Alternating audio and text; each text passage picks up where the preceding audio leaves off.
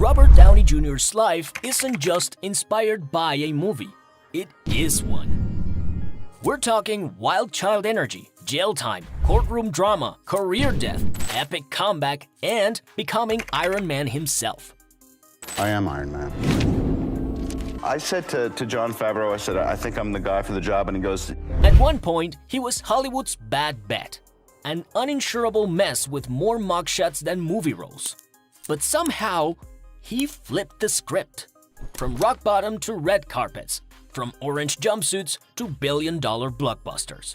But this comeback? It wasn't magic. It was messy. It was painful. It was real. So how did a man once dismissed as too toxic for Hollywood become one of the most beloved actors of our time? Let's dive into the chaotic, inspiring, and downright cinematic life of Robert Downey Jr.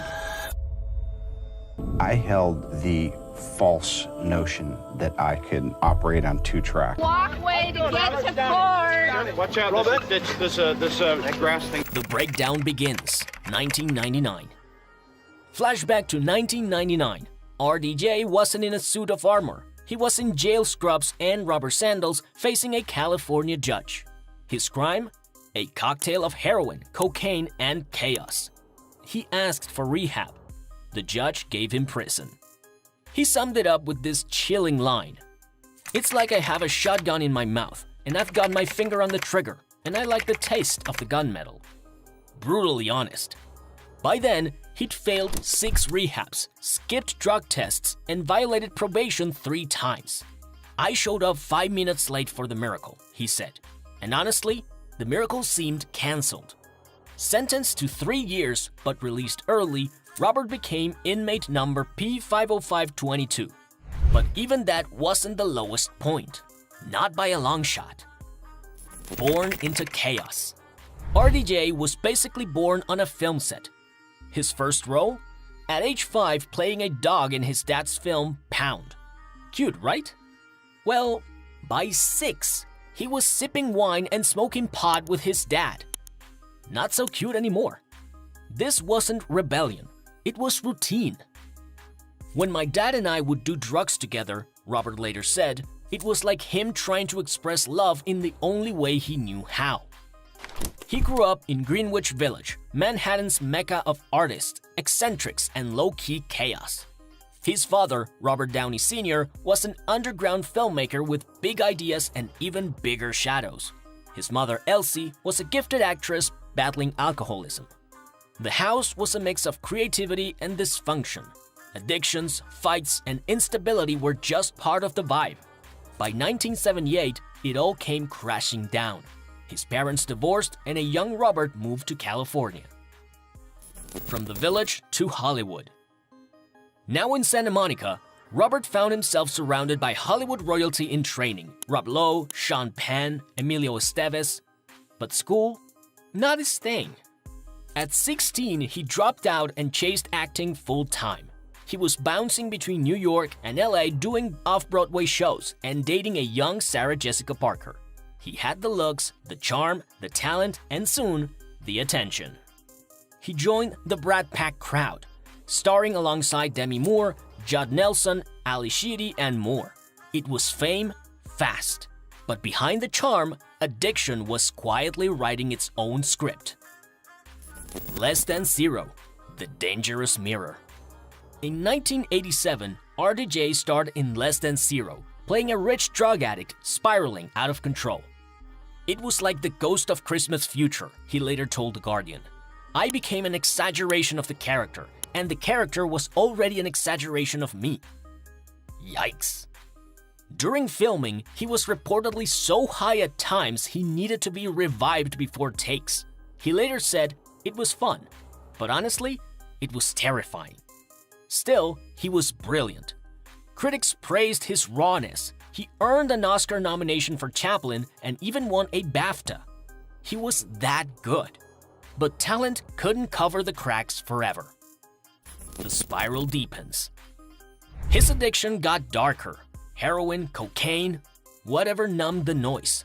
His relationship with Sarah Jessica Parker couldn't survive it. In 1995, on the set of Home for the Holidays, director Jodie Foster literally paused filming to confront him. "You're still on the bar stool," she warned him, "but I'm scared you're about to fall off." And fall he did. In 1996, police pulled him over speeding down Sunset Boulevard, drugs in the car, and unloaded .357 Magnum under the seat. Weeks later, he broke into a neighbor's house, high out of his mind, and passed out in a kid's bed. It was no longer quirky tabloid drama. It was tragic. By 1999, the law gave up on second chances. He went to prison. Again. Enter Susan Levin, the lifeline. Then came Susan Levin, a film producer on the set of Gothica in 2003. At first, she wasn't impressed, but RDJ was persistent and surprisingly romantic. Susan made one thing clear: it's me or the drugs. This time, he chose right.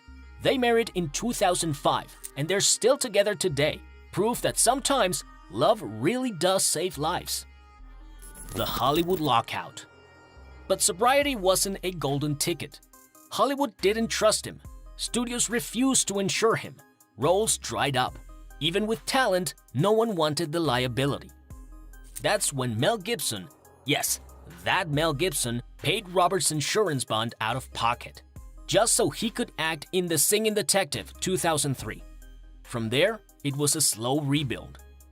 He scored roles in Kiss Kiss Bang Bang, Zodiac, and eventually, Iron Man.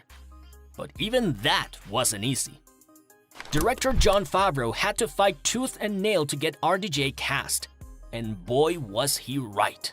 Iron Man wasn't just a role, it was redemption. It made RDJ the face of the Marvel Cinematic Universe. From Iron Bars to Iron Man. Over the years, RDJ has weathered deep losses, including the deaths of both parents. He's honored their legacy while forging his own. But he didn't stop at Hollywood. He's now a philanthropist, helping former prisoners through the Anti-Recidivism Coalition and granting wishes through Make-A-Wish. In 2019, he launched the Footprint Coalition, investing $10 million into environmental startups, including a bug farming company fighting world hunger. "There's no excuse for us not to be able to feed people who need it," he said. "This isn't just Iron Man. This is real man." From scandal to superhero, Robert Downey Jr.'s story proves that no one is beyond redemption. Once called too toxic for Hollywood, he's now one of its most bankable and beloved stars. Over 15 years sober, a legacy cemented, and a future brighter than ever, RDJ didn't just make a comeback, he made the comeback. What do you think of Robert's transformation? Drop a comment, smash that like button, and don't forget to subscribe for more wild celeb stories like this. Because sometimes the best roles come after the biggest falls.